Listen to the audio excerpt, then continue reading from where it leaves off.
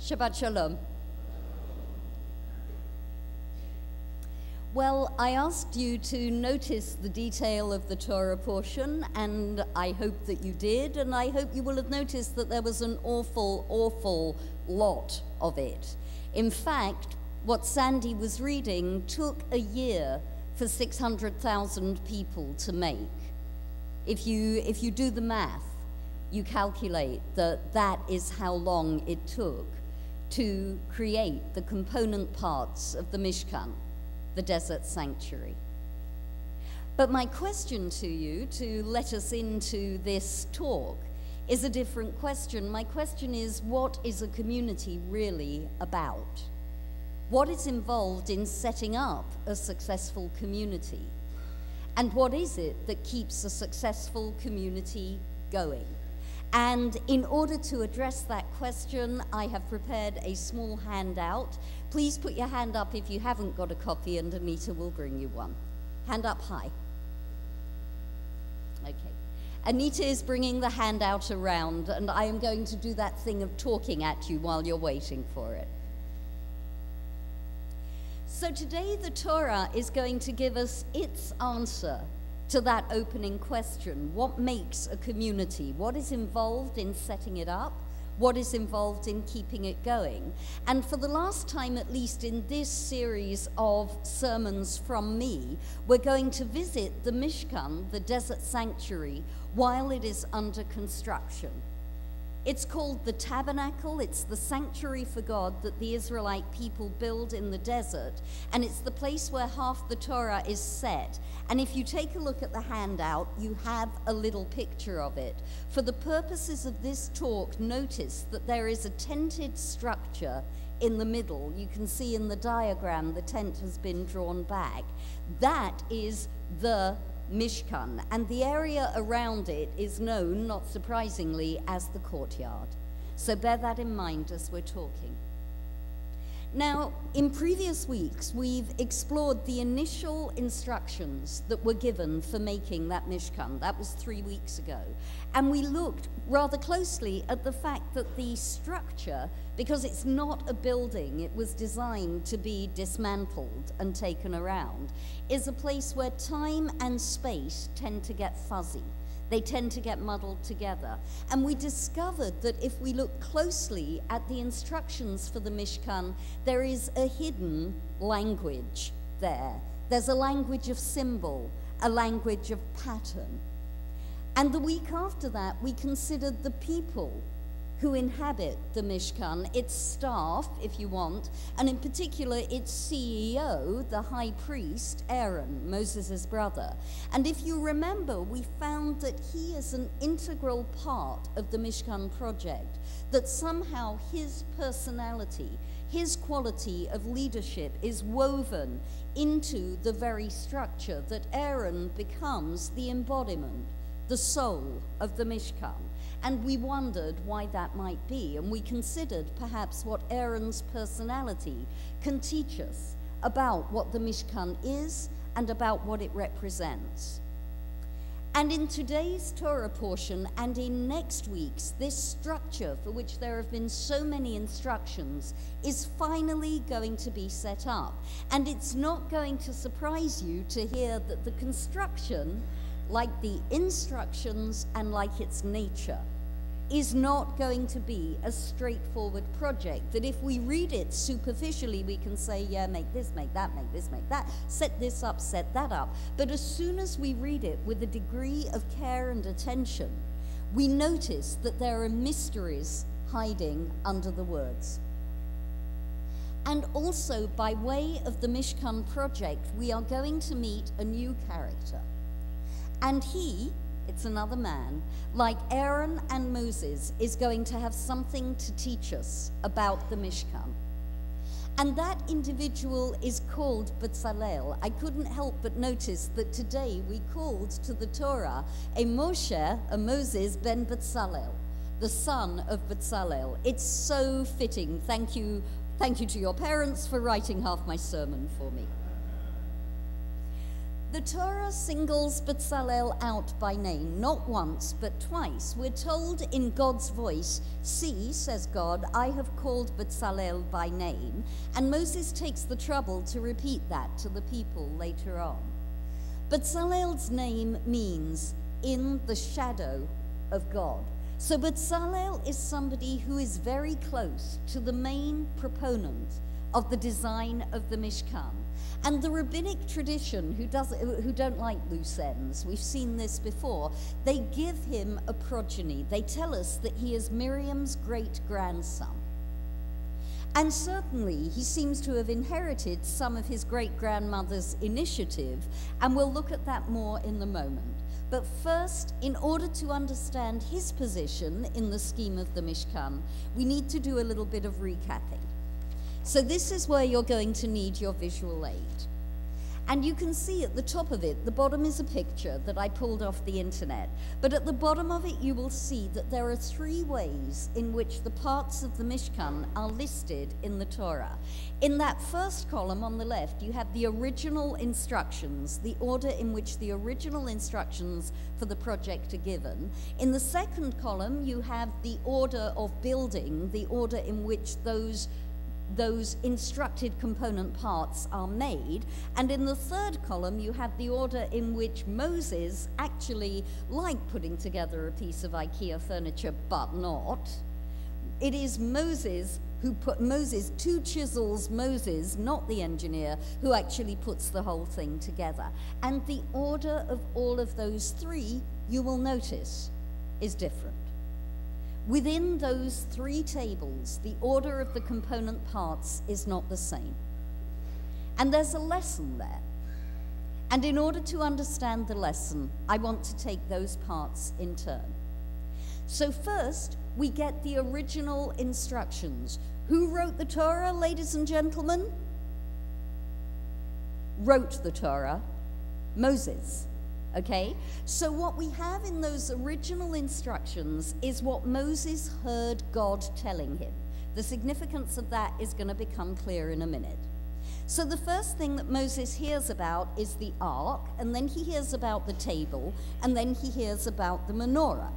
And the ark, we know, is right at the heart of the Mishkan, at the central place of the Holy of Holies. And the table and the menorah stand immediately outside that in an area that's called the Kodesh, outside the Holy of Holies, but it's screened off from the rest of the Mishkan. So Moses hears about the ark, the table, and the menorah, and then Moses takes in the instructions for the rest of the enterprise. And they're not in a particularly logical order, if you look in that first column. And Rabbi Mattis Weinberg, whose work I've referred to before when we've been discussing the Mishkan, suggests that this reflects Moses' personality. This reflects the way the man is. Moses' attitude to the Mishkan is that the real point of the Mishkan is to place God's presence among the people. How do we do that? Well, obviously the ark needs to come first, and then you get the next 2 objects that are commanded to be milifnei Adonai, before God. That would be the table and the menorah, and then you get everything else, and that is pretty much logistics for Moses. The important part of the Mishkan project is the ark, followed by the table, followed by the menorah. But if you look at the middle column, you will see that for Bezalel, this is not the case. And the difference between their 2 orders, between Moses' order and Bezalel's order, is so stark that the ancient rabbis of our tradition, the story that I am about to tell you, that I told to the day school as their story this week, is getting on for being a couple of thousand years old. So let me paraphrase it, and for this you have to imagine me in a flat cap, and I am going to draw on my Cockney ancestry. One day, God said to Moses, "Go and make me a Mishkan and an ark and some other stuff." But Moses, who was not an engineer, ladies and gentlemen, got the instructions back to front. He told Bezalel, "Make an ark and some other stuff and a Mishkan." And Bezalel scratched his head and said, "Well, Gov, You see, it's like this. Generally speaking, we like to make the house first, and then after we made the house, we move in the furniture. See? Because it's all very well you saying make an ark and some other stuff and then a mishkan, but I'd like to ask you, Governor, where am I supposed to put the furniture if there isn't an house to put it in? See? Can I respectfully inquire that when you got them their instructions from upstairs, what's those instructions in a different order, Gov? Oh, said Moses, do you know, I think you might be onto something. And that is the difference between Bezalel and Moses, and to take that order seriously. If, as Rabbi Weinberg puts it, Moses' vision is a vision that is ruled by purpose, what is this building for? We're going to make its component parts in that order of priority. It's a creation that develops, as it were, from the top down. Then Bezalel's vision, you can see, goes from the bottom up.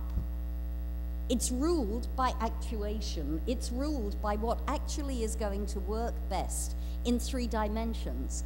And Bezalel has the insight to realize that you really can't run a building project the way that Moses instructed him.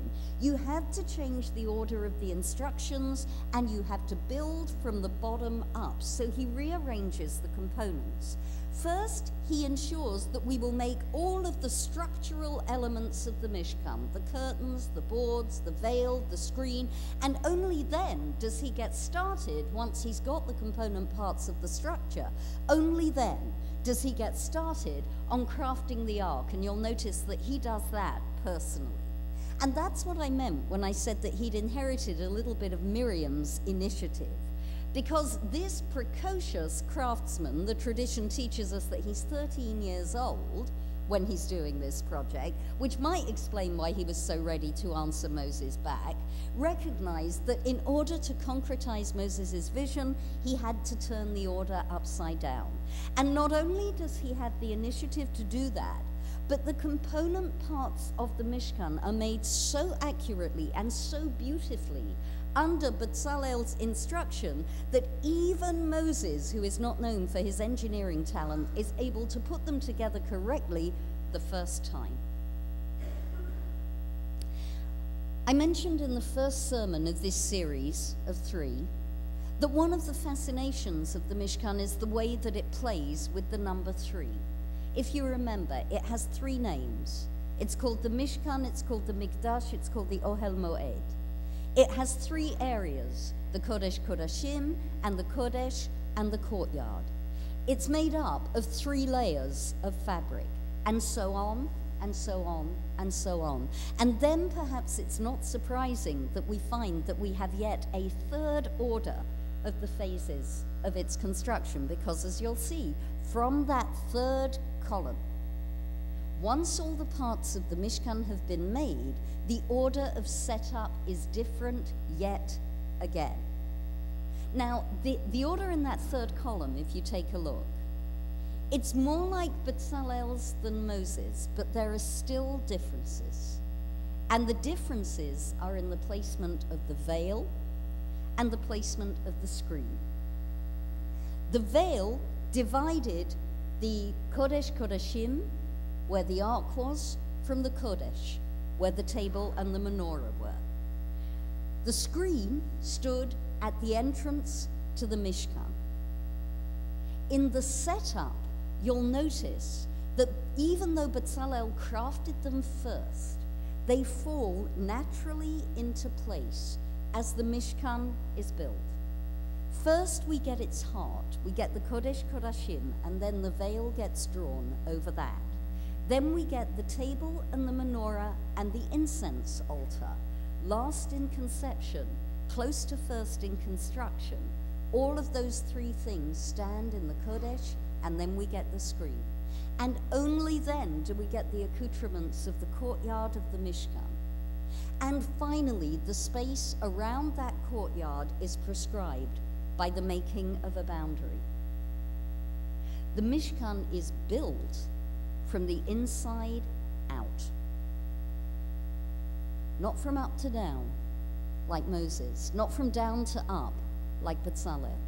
but from the inside to the outside, and that is Aaron. That is the soul of Aaron. We saw that as high priest, he wears 3 layers of clothing, and the clothing that we always hear is the clothing that is over his heart. It's the heart that comes first with Aaron, and it's the heart of the Mishkan that is first built. Moses conceives from the top down, but Bezalel conceives from the bottom up, but Aaron conceives from the inside out. And the Torah records all 3 approaches in very considerable detail, as we heard, as we saw, and as we will continue to hear and see next week. And it seems to me that the reason for that is that you have to have all 3 of those approaches in order to build a fully functioning community. I want to suggest that the Torah is teaching us that in order for a community to be conceived and to be built and then to go live, it has to embody all 3 of those approaches, and all 3 of those approaches continue to have to feed it. Because it would be nice to think, wouldn't it, that you build a community by building its heart, and then its heart exudes. But the Mishkan is teaching us that you can't have the heart of the community without having those other 2 approaches to hold it together. All 3 are indispensable, and our challenge as we exist together in community is to be able to hold on to all 3 of them. I want to hazard a guess that for each person in this room, one of those versions of conceiving a community is going to speak louder than the other 2.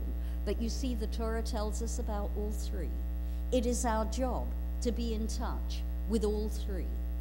And for as long as we are in touch with all 3, the Mishkan Project teaches us, then we stand a chance of being able to function together as a healthy community.